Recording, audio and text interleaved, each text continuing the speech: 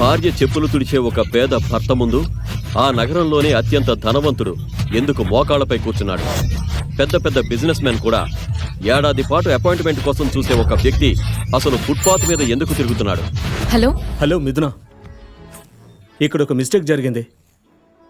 నువ్వు ఎప్పుడు ఏదో ఒక ప్రాబ్లం క్రియేట్ చేస్తావు. సరే చెప్పు, ఇప్పుడేమైంది? అది నేను మీ డాడీతో కలిసి యాంటిక్ షాప్కి వచ్చాను. ఇక్కడ ఒక బొమ్మ కింద పడి పగిలిపోయింది. ఇప్పుడు వాళ్ళు మనీ అడుగుతున్నారు. అయితే ఏంటి? వాళ్ళిప్పుడు 30 లక్షలు అడుగుతున్నారు. ఏంటి 30 లక్షలా? అది ఒక బొమ్మ కోసమా? నాకేమీ అర్థం కావట్లేదు. Vijay, are you serious? రోజంతా ఇంట్లోనే పడి ఉంటూ ఫ్రీగా తింటున్నావు. అది చాలదన్నట్టు ఇప్పుడు నా కోసం ఇలాంటి ప్రాబ్లమ్స్ క్రియేట్ చేస్తున్నావా? ఇంత తక్కువ టైంలో నేను 30 లక్షలు ఎక్కడి నుండి తీసుకురావాలి? 30 లక్షలు అని వినగానే మిథున కాళ్ల కింద భూమి కంపించింది. ఆమె కోపంగా అరవడంతో విజయ్ ఏమీ మాట్లాడలేకపోయాడు. విజయ్, నీకు రోజుకో ప్రాబ్లం క్రియేట్ చేయటం అలవాటైపోయింది. కానీ ఐఎమ్ రియల్లీ సారీ. ఈసారి నేను నీకు ఏ మాత్రం హెల్ప్ చేయను. ఈ ప్రాబ్లం నువ్వే క్రియేట్ చేసావు, సో నువ్వే సాల్వ్ చేసుకో. కానీ మిథున విజయ్ల పెళ్లి జరిగి 3 ఏళ్లయింది. కానీ విజయ్ ఇప్పటికీ మిథున ఇంట్లో ఒక ఇల్లరికపు అల్లుడుగానే ఉంటున్నాడు. ఆ ఇంట్లో అతని గౌరవం ఒక పనివాడి కంటే తక్కువ. ఒక సాధారణ నౌకర్లా అత్తగారి చీరల్ని ఇస్త్రీ చేసేవాడు. మిథున కార్ని క్లీన్ చేసేవాడు. కిచెన్ పనుల నుండి ఇంటిని క్లీన్ చేయడం వరకు ఇంటి బాధ్యతలన్నీ అతని తలపైనే ఉండేవి. మరోవైపు మిథున తన భర్త పరిస్థితిని చూసి అప్పుడప్పుడు చాలా విసుగు చెందేది. ఎందుకంటే ఇంటికి సంబంధించిన పూర్తి ఫైనాన్షియల్ బర్డెన్ అంతా ఆమె ఒక్కరిపైనే ఉండడం వల్ల ఆమెలో అసహనం కలిగేది.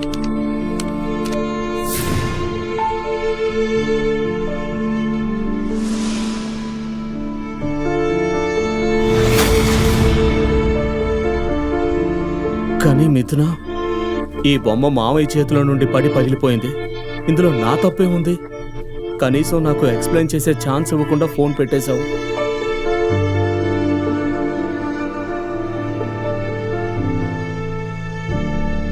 ఏ మిస్టర్, ఏమైంది? గంట అయింది కానీ ఇప్పటి వరకు డబ్బులు రాలేదు. మిమ్మల్ని కాపాడడానికి ఒక్కరు కూడా రాలేదు. పైగా ఈ ముసలైన షాప్ నుండి పారిపోవడానికి ట్రై చేస్తున్నాడు. అదృష్టం బాగుండి గార్డులు కంటపడ్డాడు. లేకపోతే ఇక్కడ నుండి తప్పించుకోవాలని పక్కా ప్లాన్ చేశాడు. ఇదిగో మిస్టర్, ఇప్పుడు టైం 2 అవుతుంది. సాయంత్రం 5 గంటలలోపు ఈ బొమ్మలకి డబ్బులు కట్టకపోతే నేను పోలీసులు పిలిపించి ఈ ముసలుండి లోపల వేయిస్తాను. అలాగే సార్, అర్థమైంది. 2 మినిట్స్ టైం ఇవ్వండి, మేమేదో ఒకటి ఆలోచిస్తాం. మావయ్య, డబ్బులు కట్టకుండా వీళ్ళు మనల్ని ఇక్కడి నుండి వెళ్ళనిచ్చేలా లేరు. కానీ నాకు జైలుకు వెళ్ళాలని లేదు విజయ్. ప్లీజ్, నువ్వు ఏదైనా చేయి. నా బదులు నువ్వు జైలుకు వెళ్ళు. ఎలాగూ నా ఫ్యామిలీ నిన్ను 3 ఏళ్లుగా పోషిస్తోంది కదా. మావయ్య, నేను జైలుకు వెళ్తాను, కానీ వీళ్ళు చాలా స్ట్రిక్ట్గా ఉన్నారు. అంత తేలిగ్గా వదిలేలా లేరు. అయితే వాళ్ళకు డబ్బులు ఇచ్చాయి. 30 లక్షలు కట్టాలి. నా జేబులో కనీసం 30 పైసలు కూడా లేవు. నేను సంపాదించను కదా. నా ఖర్చుల కోసం కూడా మిథుననే డబ్బులు ఇస్తుంది. నా దగ్గర ఉద్యోగం లేదు, డబ్బులు లేవు. ఈ అప్పు ఎలా తీర్చను? అయితే మిథునకి ఫోన్ చేయి. నేను ఆల్రెడీ ఫోన్ చేశాను. ఆమె వినకుండానే ఫోన్ కట్ చేసేసింది. దద్దమ్మవా నువ్వు? కనీసం నా కూతురుతో సరిగ్గా మాట్లాడలేవా? నువ్వు ఫోన్ చేయి, నేను మాట్లాడతాను.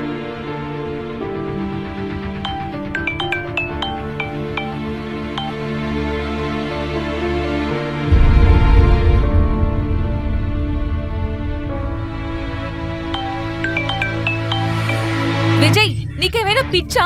పనిలో ఉన్నప్పుడు నన్ను డిస్టర్బ్ చేయొద్దని చెప్పాను కదా. ఇంకోసారి ఫోన్ చేసావంటే. అమ్మా, నేను నీ డాడీని మాట్లాడుతున్నా. డాడీ? అవునమ్మా, నాకు నీ హెల్ప్ కావాలి. నా వల్ల ఒక బొమ్మ పగిలిపోయింది. వీళ్ళు డబ్బులు అడుగుతున్నారు. లేకపోతే నన్ను జైలుకు పంపిస్తామంటున్నారు. కానీ డాడీ, మీకెందుకు? ఆ తప్పు విజయ్ది కదా. మిమ్మల్ని ఎందుకు జైలుకు పంపిస్తారు? లేదమ్మా, నిజానికి అది నా వల్లే పగిలిపోయింది. ఆ బొమ్మను చూస్తూ ఫోటోలు తీస్తుంటే నా చేయి తగిలి కింద పడి పగిలిపోయింది. డాడీ, మీకు తెలుసు కదా విజయ్ ఇప్పటికే ఇంట్లో ఎన్ని ప్రాబ్లమ్స్ క్రియేట్ చేస్తున్నాడో. ఇప్పుడు మీరు కూడా నా లైఫ్ లోకి ఇలాంటి కొత్త సమస్యలు తీసుకొస్తున్నారు. కానీ మిథున, సరే ఇప్పుడు ఎక్కడున్నారో చెప్పండి, కొన్ని అక్కడికి వస్తాను. చార్మినార్ రోడ్, భాగ్యనగర్. సరే అక్కడే ఉండండి, నేను ఇప్పుడే వస్తున్నాను. మిథున ఇప్పుడు ఒక పెద్ద సమస్యతో పోరాడాలి. దీని నుండి బయటపడడం ఆమెకు అంత సులభం కాదు. నిజానికి మిథున ఫాదర్ అనిల్ సిటీలోనే బాగా డబ్బున్న ఫ్యామిలీస్లో ఒకరైన వజ్రపాటి కుటుంబంలో పుట్టాడు. కానీ తన తల్లి గాయత్రీదేవికి మొదటి నుండి మిథున విజయల పెళ్లి అస్సలు ఇష్టం లేదు. 3 ఏళ్ల క్రితం మిథున తాతయ్య వజ్రపాటి హరినారాయణ పుష్కర్లో విజయ్ను కలిశారు. విజయ్ను చూడగానే గుర్తుపట్టిన ఆయన వెంటనే తనకి ఎంతో ఇష్టమైన మనవరాలు మిథున కోసం అతన్ని భర్తగా ఎంపిక చేసుకున్నారు.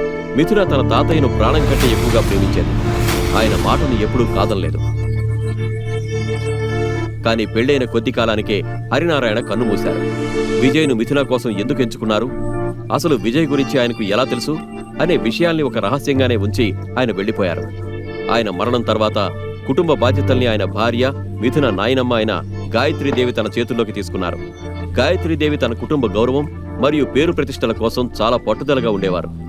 అదే సమయంలో తన కుటుంబానికి అంటుకున్న విజయ్ అనే మచ్చను ఆమె ఏమాత్రం సహించలేకపోయేవారు. అందుకే హరినారాయణ చనిపోయిన వెంటనే ఆమె అనిల్ మరియు అతని కుటుంబాన్ని వజ్రపాటి మ్యాన్షన్ నుండి బయటకు పంపించేసింది. మిథున ఈ షాక్ నుంచి ఇప్పటికీ కోలుకోలేకపోయింది. తన కుటుంబ పరిస్థితిని ఎలా మార్చాలి అనే ఆలోచనే ఆమె బ్రెయిన్లో నిరంతరం తిరుగుతూ ఉండేది. ఈ రోజు మరోసారి ఆమె ముందు ఒక పెద్ద ఆపద వచ్చి పడింది. ఆమె వెంటనే తన తల్లి రత్నప్రభతో కలిసి భాగ్యనగర్కు బయలుదేరింది.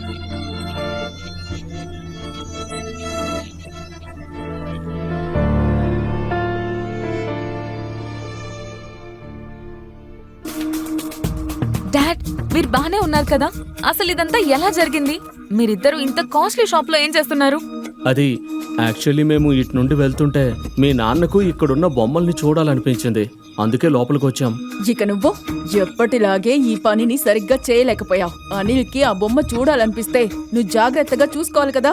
కానీ అత్తయ్య, నేనేం చేశాను? నేను మామయ్యకి ముందే చెప్పాను, కానీ ఆయన చెప్పారు, నువ్వు చేశావు. ఎప్పటి నుండి నువ్వు ఇంతలా మాట వింటున్నావు? మామ్, ఈ మాటలన్నీ తర్వాత మాట్లాడుకోవచ్చు కదా. ప్రెజెంట్ ఏది ఇంపార్టెంటో దాని గురించి ఆలోచించాలి. అసలు ఈ 30 లక్షలు ఎక్కడి నుండి వస్తాయి? అదే నాకు కోపం వస్తుంది. మా మామగారు మా కోసం ఎలాంటి ఆస్తిపాస్తులు వదిలి వెళ్ళలేదు సరికదా, ఈ దరిద్రాన్ని మా మెడకు కట్టేసి వెళ్లారు. ఏంటి మామ్ ఇది? మరి ఆ బొమ్మ కోసం నేను నా ఇల్లు కారు అమ్ముకొని రోడ్డు మీదకి రావాలా? అయినా అవి అమ్మినా కూడా అంత డబ్బు రాదు. అందరూ ఆ సమస్యకు పరిష్కారం ఆలోచిస్తున్నారు. టైం గడిచిపోతుంది. మరోవైపు మేనేజర్ కన్ను అనిల్ మీదే ఉంది. డబ్బు వస్తుందన్న ఆశ వదులుకున్న మేనేజర్ అప్పటికే కమిషనర్కి ఇన్ఫర్మేషన్ అందించి 3 గంటల టైం ఎప్పుడైపోతుందా అని వెయిట్ చేస్తున్నాడు. డాడ్, నేను నాయనమ్మని హెల్ప్ అడిగి చూడనా? ఆ మనీ నేను మెల్లమెల్లగా తిరిగి చేస్తాను. కానీ మిథున, నాయనమ్మ నీకు హెల్ప్ చేయదు. ఎందుకు చేయదో కూడా నీకు తెలుసు కదా. కానీ మామ్, ఒకసారి అడిగితే తప్పే ఉంది. నేను కాల్ చేస్తాను.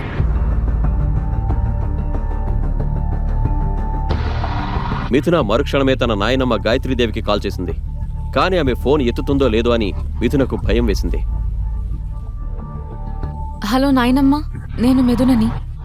నాకు తెలుసు, నీ నెంబర్ ఉంది. చెప్పు, ఏం పని? మిథున చెప్పేదంతా గాయత్రీదేవి చాలా శ్రద్ధగా వింది. సరే, నేను నీకు మనీ ఇస్తాను, కానీ నాదొక కండిషన్. కండిషనా? ఏం కండిషన్? మన ఫ్యామిలీ త్వరలోనే సిటీలోని అతిపెద్ద కంపెనీ అయిన రేడియంట్ గ్రూప్ ఆఫ్ ఇండస్ట్రీస్తో కలిసి పనిచేయబోతోంది. నీకు నా మీద రవ్వంత గౌరవం ఉన్నా లేదా నన్ను నీ నాయనమ్మగా భావిస్తున్నా, ఇప్పుడే ఈ క్షణమే నువ్వు విజయ్కి విడాకులిచ్చాయి.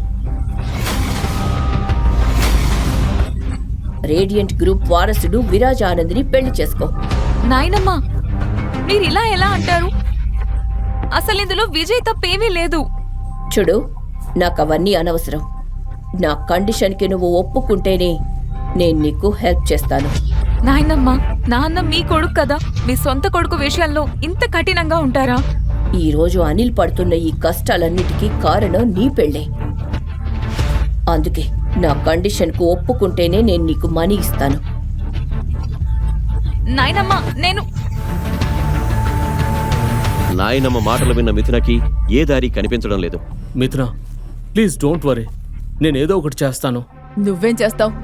బయటికెళ్ళి ఇంత అమౌంట్ అడుక్కొని వస్తావా? మిథున, నా మాట విను. నువ్వు ఈ రోజే వీడికి డైవర్స్ ఇచ్చేయి. వీడు నీ జీవితం నుండి వెళ్ళిపోతేనే నాయనమ్మ మళ్ళీ మనల్ని గౌరవంగా ఇంట్లోకి రాణిస్తుంది. అయినా విరాజ్ నీ ఫ్రెండే కదా, నీ గురించి అతనికి బాగా తెలుసు. అతను ఖచ్చితంగా నీకు హెల్ప్ చేస్తాడని నాకు నమ్మకం ఉంది. వాళ్ళ నాన్న చాలా రిచ్. కమాన్ మిథున. రత్నప్రభకి ఇప్పుడు విజయ్ తప్ప మరో దారి కనిపించడం లేదు. కానీ విరాజ్ చాలా దుర్మార్గుడు. అది మిథునకి బాగా తెలుసు. నిజానికి విరాజ్ రేడియట్ గ్రూప్ చైర్మన్ రాజశేఖర్ ఏకైక కుమారుడు. అతను చిన్నప్పటి నుండి తిరుగుబోతూ విలాసాలకు అలవాటు పడిన వ్యక్తి. అమ్మాయిలే అతని బలహీనత. అందుకే ప్రతి 3-4 రోజులకి ఒక కొత్త అమ్మాయి అతని వలలో పడి బలి కావాల్సిందే. అతనిపై ఎన్నో కేసులు కూడా ఉన్నాయి. కానీ రాజశేఖర్ అధికారం మరియు డబ్బు ముందు ఏ పోలీస్ అధికారి ఆటలు సాగలేదు. విరాజ్ గతంలో చాలాసార్లు మిథునని కూడా తన వలలో వేసుకోవాలని ప్రయత్నించాడు. కాలేజ్ రోజుల్లోనూ ఆమె వెంటపడేవాడు. కానీ మిథున అతన్ని అస్సలు పట్టించుకునేది కాదు.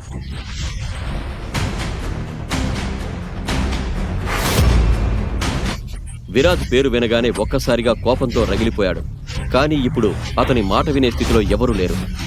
అతను వెంటనే తన ఫోన్ తీసుకుని షాపు నుండి బయటకు వెళ్ళిపోయాడు.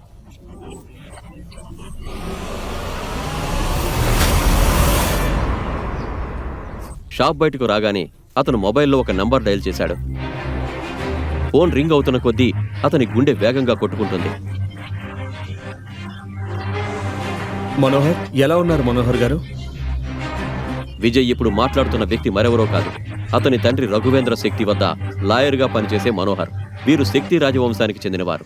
విజయ్ తన చిన్నతనం అంతా శక్తి ప్యాలెస్లోనే గడిపాడు. అతను రాజకుటుంబంలో పుట్టాడని చెప్పడంలో అతిశయోక్తి లేదు. కానీ విజయ్ పెరుగుతున్న కొద్దీ బయట ప్రపంచాన్ని చూడాలనే ఆసక్తి అతనిలో పెరిగింది. అతనికి విలాసవంతమైన రాజజీవితాన్ని గడిపి విసుగు చెందింది.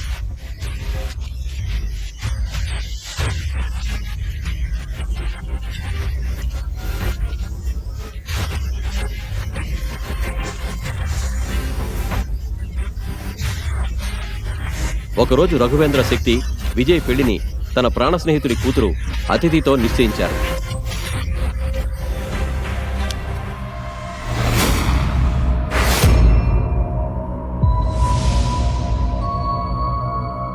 అతిథి విజయ్కు చిన్నప్పటి నుండి ఫ్రెండ్ అయినప్పటికీ విజయ్ ఆమెను ఇష్టపడలేదు. కానీ అతని కుటుంబం అతని మాట వినడానికి సిద్ధంగా లేదు. అందుకే పెళ్లి రోజున విజయ్ పెళ్లి మండపం నుంచి పారిపోయాడు.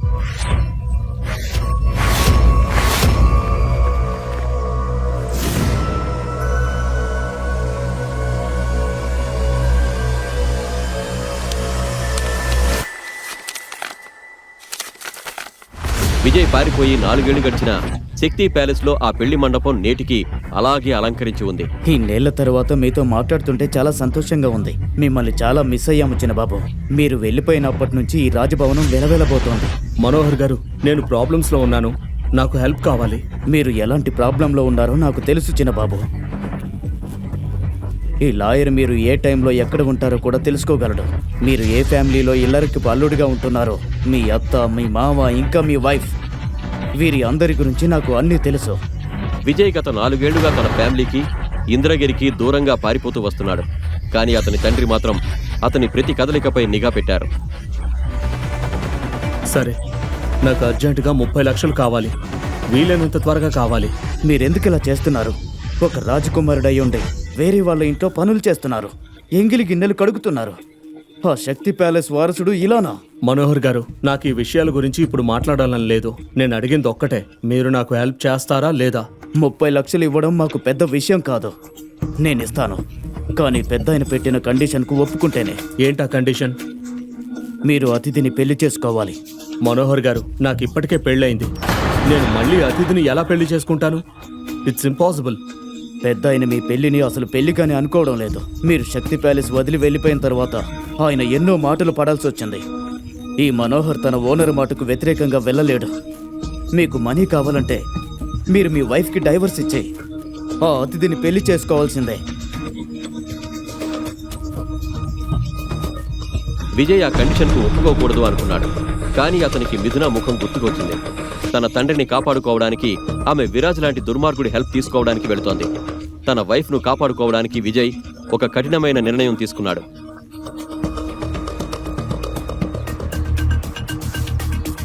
నాకోకే, కానీ నాకు 1 ఇయర్ టైం కావాలి. 1 ఇయర్ తర్వాత నేనే మిథునని వదిలేస్తాను.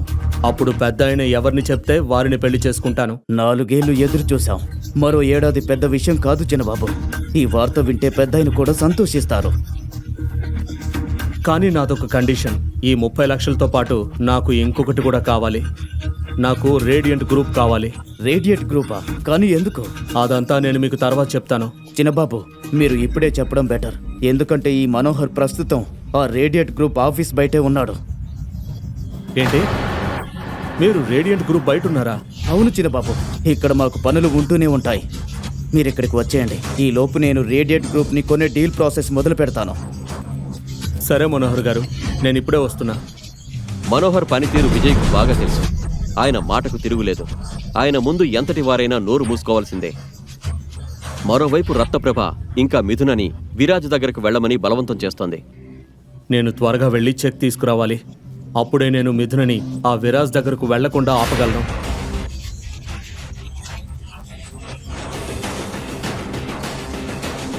అరే భయ్యా, ఆపండి ఆపండి, నేను చెప్తాను. పదండి, త్వరగా తీసుకెళ్ళండి. విజయ్ను చూడగానే మనోహర్ కళ్ళు చెమర్చాయి. భయ్యా, ఆపండి ఆపండి ఆపండి ఆపండి. గత 4 ఏళ్లుగా ప్రపంచం ఏ విజయ్నైతే ఒక సాధారణ మనిషిగా భావిస్తోందో అతని అసలు నిజం మనోహర్కి మాత్రమే తెలుసు. రేడియట్ గ్రూప్ లాంటి 10 కంపెనీల్ని రెప్పపాటులో కొనేయగల ఆస్తి నేటికి విజయ్ సొంతం.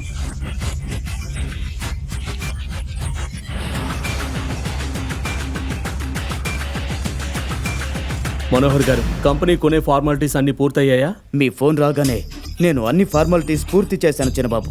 కేవలం మీరు సంతకం చేయడమే ఆలస్యం.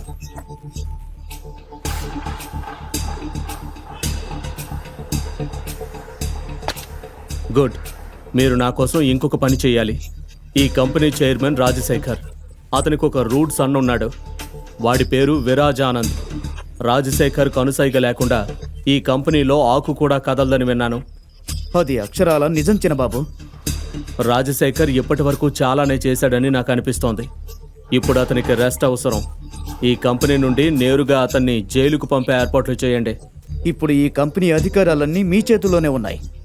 మీరు ఏదనుకుంటే అది చెయ్యొచ్చు. కావాలంటే మీరే చైర్మన్ పదవిని చేపట్టవచ్చు. లేదు మనోహర్, నాకు చైర్మన్ పదవద్దు. ఒక విషయం చెప్పండి, ఈ కంపెనీ వైస్ చైర్మన్ ఎవరు? అభినవ్ మిత్రా. అయితే అభినవ్ మిత్రకి కాల్ చేసి చెప్పండి, ఈ కంపెనీకి కొత్త చైర్మన్ ఆయనే అని. మనోహర్ను చూసి వారి దారిని అడ్డుకునే ధైర్యం ఎవరూ చేయలేకపోయారు. విజయ్ కళ్ళలో ఒక వింత మెరుపు కనిపిస్తోంది.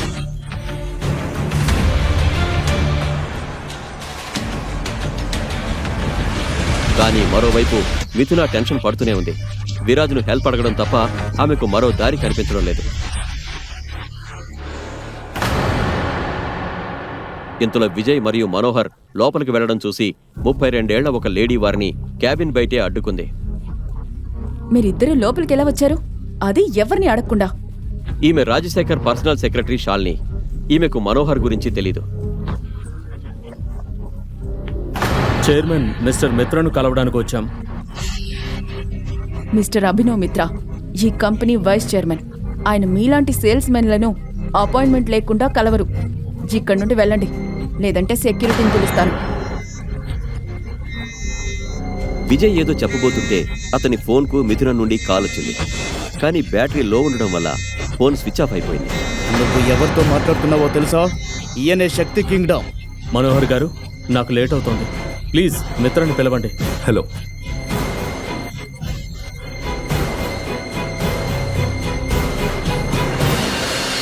అభినవ్ మిత్రకు మనోహర్ గురించి బాగా తెలుసు. ఆయన వెంటనే తన వర్క్ పక్కన పెట్టి క్యాబిన్ నుండి బయటకొచ్చారు.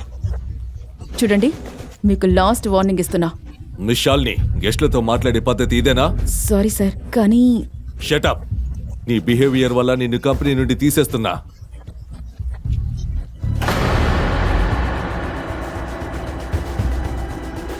ఆఫీసులో శాలిని ఇలా ఇన్సల్ట్గా ఫీల్ అవ్వడం ఫస్ట్ టైం. ఆమె వెంటనే రాజశేఖర్కు ఫోన్ చేసి విషయం చెప్పింది.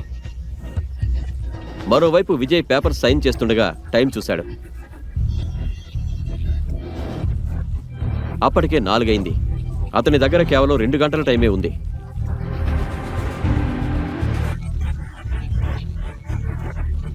అతను బయటకు వెళుతుంటే కోపంగా వస్తున్న రాజశేఖర్ ఎదురయ్యాడు. ఇక్కడ ఏం జరుగుతుంది? అభినవ్, నిన్ను నువ్వు చైర్మన్ అని చెప్పుకోవడానికి నీకు ఎంత ధైర్యం? శాలిని ఫైర్ చేస్తావా? ఎంత ధైర్యం నీకు? మాట్లాడు. మిస్టర్ అభినవ్కు ఆ పవర్ నేనిచ్చాను. ఈ రోజు నుండి ఆయన ఈ కంపెనీ చైర్మన్. అవునా? అసలు నువ్వెవరు? ఈ కంపెనీకి నీకు సంబంధం ఏంటి? నా పేరు మనోహర్, శక్తి కింగ్డమ్కి అడ్వకేట్ని. ఆ పేరు వినగానే రాజశేఖర్ కాళ్ల కింద భూమి కంపించింది.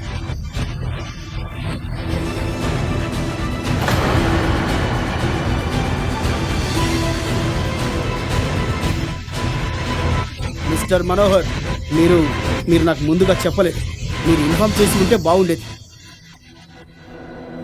పదండి, నా క్యాబిన్కి వెళ్ళి మాట్లాడుకుందాం. మిస్టర్ రాజశేఖర్, ఇంకా మాట్లాడుకోవడానికి ఏమీ లేదు.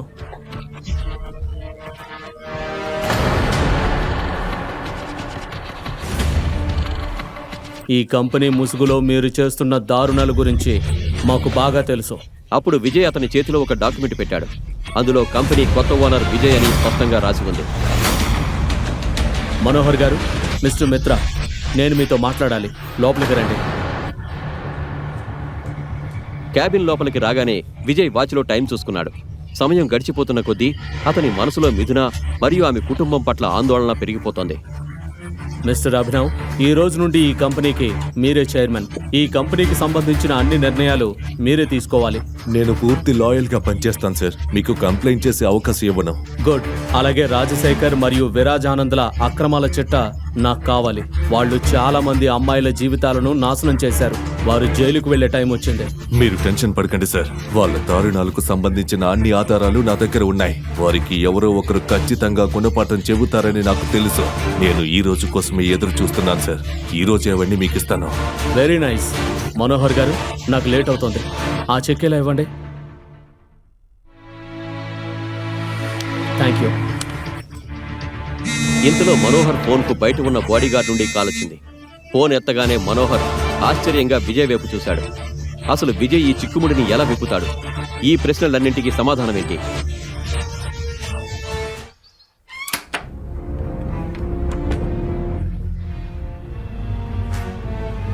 చిన్నబాబు, మిథున ఇప్పుడే విరాజ్ ఆనంద్ రూమ్కి వెళ్ళింది.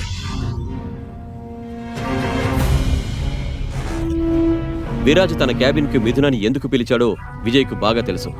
అతని క్యాబిన్లో ఒక డ్రగ్ ఉంటుంది. దాన్ని అతను ప్రతి అమ్మాయిపై ఉపయోగించి వారిని లొంగదీసుకునేవాడు.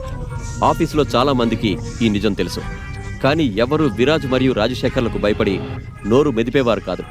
కానీ ఈరోజు విరాజ్ కంపెనీ కొత్త ఓనర్ విజయ్ కోపానికి బలి కాబోతున్నాడు.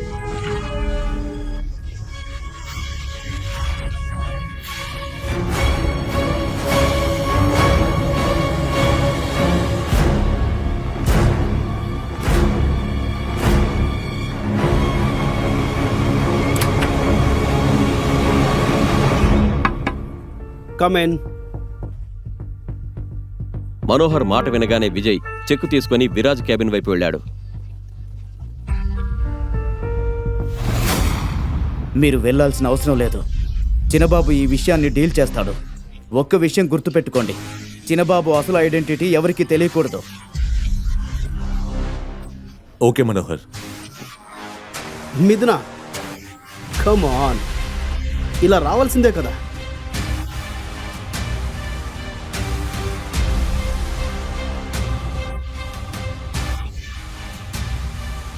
మిథున విరాజ్ క్యాబిన్లోకి రాగానే జరిగిందంతా చెప్పింది. అటు విజయ్ కళ్ళల్లో కోపం అంతకంతకు పెరుగుతోంది. మిథున, ఇంత పెద్ద విషయం జరిగితే నాకు ఇప్పుడా చెప్పేది? ఇవన్నీ నువ్వు నాకు ముందే చెప్పాల్సింది. సరే, డ్రింక్ తీసుకో. వద్దు విరాజ్, నేను డ్రింక్ చేయను. అదేంటి, నువ్వు ఇక్కడి దాకా వచ్చావు, ఒక డ్రింక్ అయినా తీసుకోవాలి. లేదు విరాజ్, నేను మనీ తీసుకుని త్వరగా షాప్కి వెళ్ళాలి. ఓ అవును, మీ డాడీ నీకోసం వెయిట్ చేస్తుంటారు కదా. నేను ఇప్పుడే నీకు చెక్ ఇస్తాను. Wait a minute.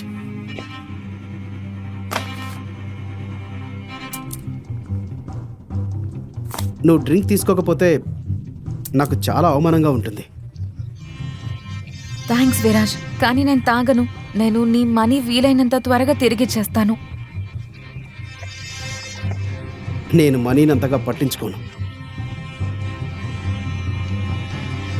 విరాజ్ మెల్లగా మిథునకు దగ్గరగా రాసాగాడు. అతని కళ్ళల్లో దురుద్దేశం స్పష్టంగా కనిపిస్తోంది. నీకు తెలుసా మిథున, మీ నాన్న ఈరోజు జైలుకు వెళ్లకుండా ఎవరూ ఆపలేరు, ఒక్క నేను తప్ప. కమాన్, ఒక్క డ్రింక్ అంతే. డ్రింక్ తీసుకో. చెక్కు పట్టుకొని వెళ్ళు. దీని గురించి ఇంత ఆలోచించడం దేనికి?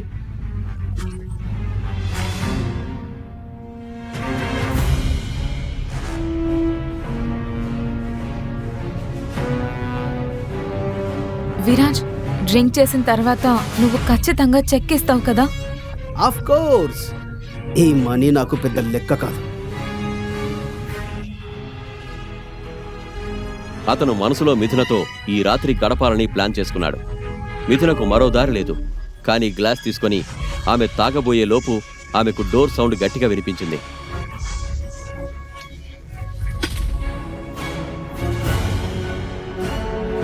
మిథున చేతిలో డ్రింక్ గ్లాస్ చూడగానే విజయ్ కోపంతో విరాజ్ వైపు చూశాడు. ఎవడ్రా నువ్వు? లోపలికి ఎలా వచ్చావు? విజయ్, విజయ్, నువ్వు ఇక్కడ ఏం చేస్తున్నావు? నేను కనుక ఇక్కడికి రాకపోయి ఉంటే వీడిని నేను చేసేవాడో నీకు తెలీదు. విజయ్, నువ్వు అలా ఎలా ఆలోచిస్తున్నావు? నేను విరాజ్ ని హెల్ప్ అడగడానికి వచ్చాను. వీడెంత నీచుడో నీకు తెలీదు.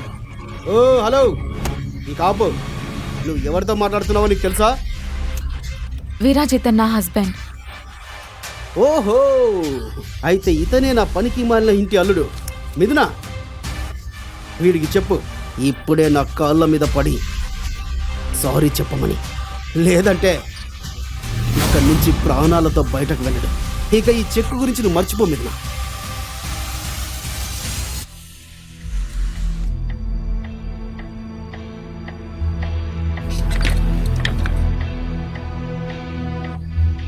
నీకు తెలుసా, 3 ఏళ్ల క్రితం నీలాగే ఒకడు నా క్యాబిన్లోకి రావడానికి ప్రయత్నించాడు. అతని ఫ్యామిలీ అతని బాడీ కోసం ఇప్పటికీ వెతుకుతూనే ఉంది. విజయ్, విజయ్, ప్లీజ్ విరాజ్ కి సారీ చెప్పేయ్. వీడికా సారీ చెప్పాలా? వీడి మాటలకు మనం భయపడాల్సిన అవసరం లేదు. వీడివన్నీ ఉత్త గాలి బెదిరింపులు. వీడు మొరిగే కుక్కే కానీ కరవడు. కుక్కన పైసాకు పనికిరాని ఇల్లరిక అల్లుడివి. ఇప్పుడు చూడు ఈ కుక్క ఏం చేస్తుందో. నీ బతుకుని కుక్కలు చించిన విస్తరి చేయకపోతే నా పేరు విరాజే కాదురా. విజయ్, హలో ఇన్స్పెక్టర్ శివ, నేను విరాజ్ ఆనంద్ని మాట్లాడుతున్నాను. ఇప్పుడే ఇక్కడికి రండి. ఒకడి తోలు తీయాలి. మిథున, ఈ చెక్కు విషయం ఇక మర్చిపో. వీడు ఈరోజు జైలుకు వెళ్ళడం ఖాయం. విరాజ్, విరాజ్, నేను విజయ్ తరపున సారీ చెప్తున్నా, ప్లీజ్. లేదు మిథున, వీడిని జైలుకు వెళ్లకుండా ఎవరూ ఆపలేరు. వాడు వెళ్ళిపోయాక నువ్వు నా దాని అవుతావు. విజయ్, ఏం చేస్తున్నావు నువ్వు? అతను ఎవరో తెలుసా? నువ్వైపోయావురా. ఈ చెంప దెబ్బకి రియాక్షన్ చూదువు గాని.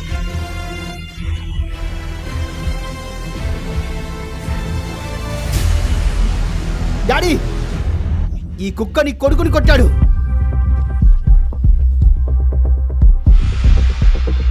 తన తండ్రి దీనస్థితిని చూసి విరాజ్ కళ్ళు తేలేశాడు. అతను విషయం అర్థం చేసుకునే లోపే పోలీసులు అతనికి బేడీలు వేసి మోకాళ్లపై కింద కూర్చోబెట్టారు. ఇన్స్పెక్టర్, నీకు పిచ్చి పట్టిందా? మిస్టర్ విరాజ్ ఆనంద్ ప్రజలను దోచుకోవటం, మోసం చేయడంతో పాటు ఎంతో మంది అమ్మాయిల జీవితాలను నాశనం చేసినందుకు నిన్ను మీ నాన్నని అరెస్ట్ చేస్తున్నా. డాడీ, ఇతనేం మాట్లాడుతున్నాడు? రాజశేఖర్ ముఖం చూస్తుంటే పరిస్థితి అర్థమైపోయింది. మిథునకి మాత్రం ఏమీ అర్థం కావడం లేదు. ఇన్స్పెక్టర్, వీడు నా వైఫ్కు ఈ డ్రింక్ తాగించడానికి ప్రయత్నించాడు. ఇందులో ఏదో డ్రగ్ కలిపాడు. ప్లీజ్ చెక్ చేయండి. అది వినగానే ఇన్స్పెక్టర్ తన హ్యాండ్ కర్చీఫ్తో ఆ డ్రింక్ను చెక్ చేశాడు. కర్చీఫ్ తీసి డ్రింక్ గ్లాసులో ముంచాడు. కొద్దిసేపటికి ఆ హ్యాండ్ కర్చీఫ్ రంగు ముదురు నీలం రంగులోకి మారడంతో అందరూ షాక్ అయ్యారు. మీరు చెప్పింది నిజమే మిస్టర్ విజయ్. ఈ డ్రింక్లో ట్రైజోలం అనే చాలా ప్రమాదకరమైన డ్రగ్ ఉంది. కానిస్టేబుల్, ఈ తండ్రి కొడుకులను ఆధారాలతో సహా తీసుకెళ్ళండి. జైల్లో తిండి తింటే కానీ వీరికి బుద్ధి రాదు. మీరు ఇలా ఎలా చేస్తారు? నేను ఇప్పుడే కమిషనర్తో మాట్లాడాలి. డ్రింక్లో డ్రగ్ ఉందన్న మాట వినగానే మిథున కాళ్ల కింద భూమి కంపించింది. ఈ రోజుతో విరాజ్ దారుణాలకు ముగింపు పడింది. ఈ ప్రశ్నలకు సమాధానాలు తెలుసుకోవాలంటే నెక్స్ట్ ఎపిసోడ్ వినాల్సిందే. క్రింద ఇచ్చిన లింక్ ని క్లిక్ చేసి పాకెట్ ఎఫ్ఎం యాప్ ని ఇన్స్టాల్ చేసుకోండి. Stay tune to pocket FM.